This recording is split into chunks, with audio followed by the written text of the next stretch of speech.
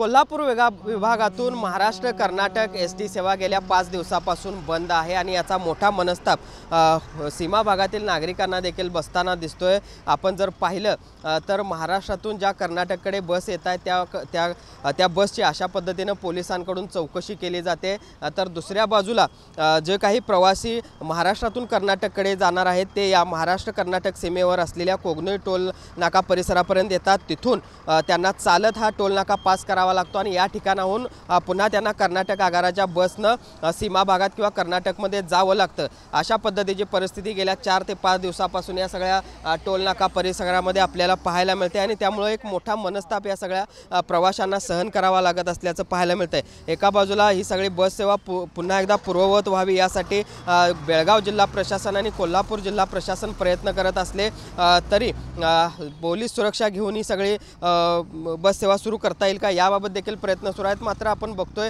याचा किती मोठा मनस्ताप या सगळ्या प्रवाशांना बसत असल्याचं दिसते। अशा पद्धतीनं हे सगळे प्रवासी आहेत ते चालत टोल नाका पास करतायत आणि या ठिकाणी येऊन उभे राहिल्याचं आपल्याला पाहायला मिळतंय। त्यामुळे लवकरात लवकर या सगळ्यावर तोडगा निघावा आणि पुन्हा एकदा पूर्ववतपणे ही सगळी बस सेवा सुरू व्हावी अशा पद्धतीची अपेक्षा देखील हे सगळे प्रवासी आता व्यक्त करताना दिसत आहेत। आणि दुसऱ्या बाजूला जर आपण बघितलं तर कर्नाटक प्रशासनाने देखील या सगळ्या टोल नाका परिसरामध्ये पोलीस बंदोबस्त ठेवलेला आहे। ज्या पोलिसांकडून महाराष्ट्रातून ज्या काही बस येत आहेत त्यांची चौकशी केली जाते, प्रवासी किती आहेत, ती बस कुठे जाणार आहे या संदर्भातली चौकशी देखील या ठिकाणी सुरू असल्याचं पाहायला मिळतंय। जर्नलिस्ट सुनील काटकरसह भूषण पाटील, TV9 मराठी, कोल्हापूर।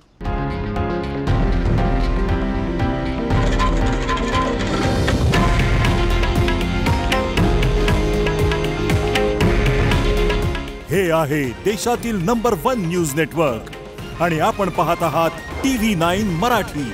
काळजी तुमची, हित महाराष्ट्राचं।